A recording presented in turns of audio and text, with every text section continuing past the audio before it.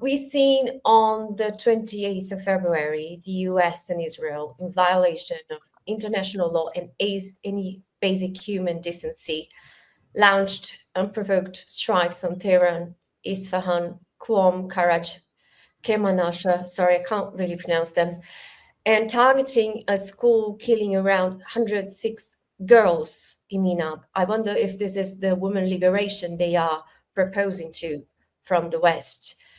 They struck 13 health crises, assassinated what Iran's supreme leader, Ali Khamenei, alongside key officials, military commanders, and many other people. So Israel bombed Iran's assembly of experts while they were in session to elect the next supreme leader. So US and Israel called it Operation Roaring Lion and Operation Epic Fury, but Iran's strategic patience ran out and in turn it turned into the martyrdom mystic. So the revolutionary Iranian perspective made it unequivocal for everyone. The time for concessions or any trust in traditional fake diplomacy had come to its end. Iran, the vanguard of the axis of the resistance, and today I would say the vanguard of the global South rising, deserves our full solidarity. And it will not, is showing it will not be bombed into submission to US Zionist, imperialist, Epstein axis. So the death of Khamenei catalyzed the Iranian people, including the opposition, as we've been following. It mobilized militias in Iraq, Hezbollah in Lebanon, the Houthis in Yemen, in a joint fight for sovereignty, and it will be a relentless one. Within 36 hours, Iran had hit every member of the Gulf Cooperation Council, targeting American assets, striking multiple international airports, at least 3 active ports, crippling international travel and disrupting oil shipments. The Strait of Hormuz, through which 1/5 of the world's oil passes, is effectively closed. US allies saw their peace and alleged protection from the American power reduced into uncertainty and shambles. Bahrain, Iranian missile hit a state-run oil refinery. It struck the US Navy Fifth Fleet, the largest contingent of military people in the world from the US. In Qatar, Iranian missiles go through defenses and hit the airbase, where thousands of US troops were stationed. In Jordan, US military bases were all struck. Dubai, the safe haven of the emergent class without any taste, luxury hotels, civil areas were hit, and fire broke near the US consulate. Kuwait, US soldiers were killed. Oman, Israel, also struck. We're seeing incredible pictures of Tel Aviv, and they are actually the Israeli government or Israeli regime is censoring those footages, and you can go to jail, 5 years in jail, if you show the footage of Tel Aviv burning. So historically, the global South has been permanent object of asymmetric power. Sanctions, coups, proxy wars, humanitarian interventions, human rights interventions, economic strangulation, but Iran hit back with enough force, precision to impose costs on the aggression's regional architecture and shaking the psychological premise that US-led power is unchallengeable. Geopolitically, I think Iran rises upon the asymmetric power games all the global South countries have long been subjected to. Iran's response may mark a historical turning point. The global South is rising for sure now. And now, Sara, what is on your watch this week? So on my watch is the disgusting reaction of the leaders on Iran. The world leaders. It's so difficult to call them world leaders. Don't you think, guys? Call Macron a world leader, Sturm a world leader, German Chancellor Merz. I haven't seen a more pathetic figure than Merz. You know, Merz went to China, and he was absolutely astonished by China robots. And he goes back in Germany and say, I know everybody in Germany is working a lot, but we need to work more. I mean, he didn't understand the socialist logic behind it. He thinks he needs to apply more of the same failure into German society. But we've seen the different reactions. We saw in the United Nations, the Antonio Guterres condemning the escalation, explicitly referencing the use of force by United States and Israel against Iran. But also, I think is the most disgusting thing is that this joint German, UK, France reaction. So when Iran was being bombed, was everything fine? But when Iran fired back so successfully after warning over warning, they called on Iran to refrain, and we're talking German Merz, the German chancellor, was calling Wahllos. It means indiscriminate attacks from Iran. Yeah, so the same Macron, the same Keir Starmer, when Iran is bombed unprovoked, it's okay. If 160 girls are victimized because the Western is liberating women in Iran by killing them, it's okay. But once Iran strikes back, it becomes a disproportionate response. It becomes a vicious attack and justifying military escalation, more of the same again. But, let me remember, I have a link there. I don't know if you can pick it up, Liana, please, would be so kind. Macron, let's remember what Macron was writing to Trump not a long time ago. Not a long time ago, Macron was we had a leakage of a conversation between Macron and I'm just trying to find this here. Macron and do you have it? Okay, I found it. I have it. Let's see here. So what we have here, Macron saying, from President Macron to President Trump, my friend, we are totally in line on Syria. Okay, we bombed the shit out of Syria. We can do great things on Iran. We can do that on Iran. I do understand what you're doing in Greenland. Let us try to do great things. So basically, I think this resumes very well. We destroyed Syria together. We bomb Iran. We can bomb Iran together. And please don't take Greenland. We are friends.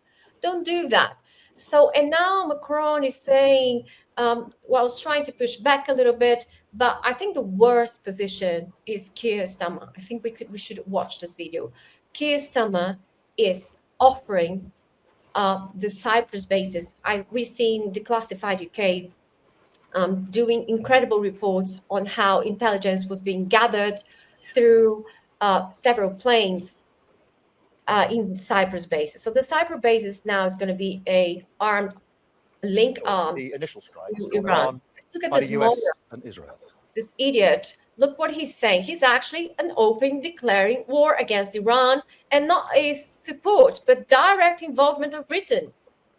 So the very important part he leaves out is that the US has launched an illegal war with no Congress, and it's unconstitutional, by the way, illegal under international terms, immoral, and also unconstitutional because there was no congressional approval for that.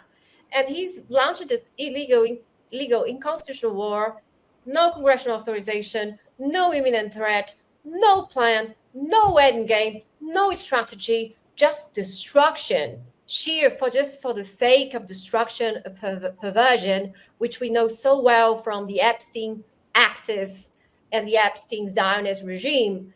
Iran responded.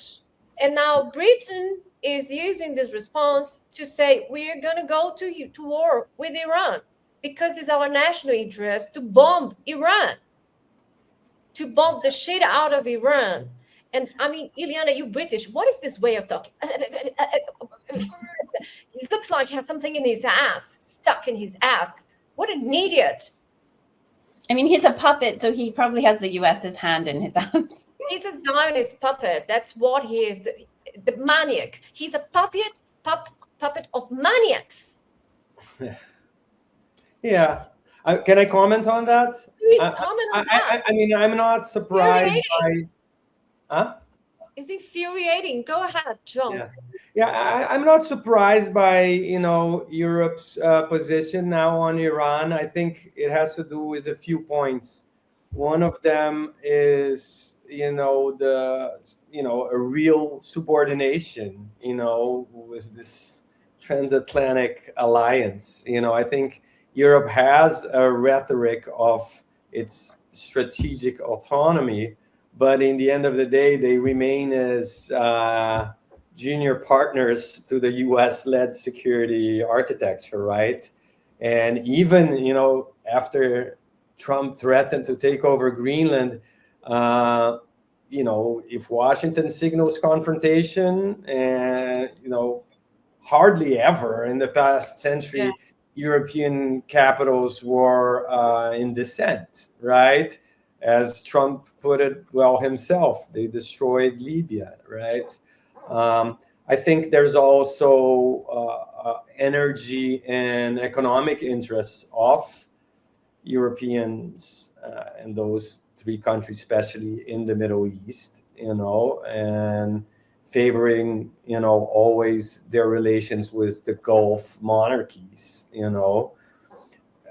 I think they're, to a lesser extent, maybe the nuclear deal from back in the days, but there's certainly, as you put well, a domestic political pressure and Zionist lobbying, I think. And they're part of the empire. I mean, I know I keep repeating this over and over again, but this is the U.S. imperialist system. And my watch will be on U.S. imperialism. Oh, no, before you have your watch, I want to show the American response now that Iran. Yes, and please also continue with your watch. Yes.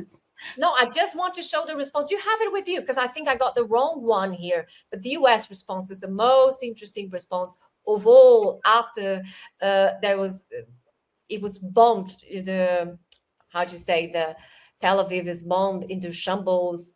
This is amazing. I love the U.S. response. Look at those maniacs. Look at those neo-Pentecostal maniacs. Oh, praying with Trump. Arms of our president. Okay, I think we get the point here. It is a ridiculous farce. I mean, why are they doing that around him? Is he some sort of... But as churches say, if you're going through hell, keep going. Yeah. It's funny, we had a very similar scene in Brazil with Bolsonaro. It's almost like it's a plan. I think Steve Bannon writes the script and he distributes it to all these leaders worldwide. I was like, now is the time to use one. I mean, it's the exact same scene, it's Bolsonaro and everybody praying around him during a hard moment. It's insane. I think what's kind of interesting here, though, is that, and Sara, can you continue with your watch? Because I think Turkey's response surprised me. Go ahead. You can add to my watch. I'd love to hear your thoughts. I mean, no, I want you to sort of explain Turkey's. I will pull it up, but can you explain Turkey's response? So Turkey's response, well, according to Reuters, who quoted Erdogan, I never know how to pronounce that. I'm really sorry, Turkish friends.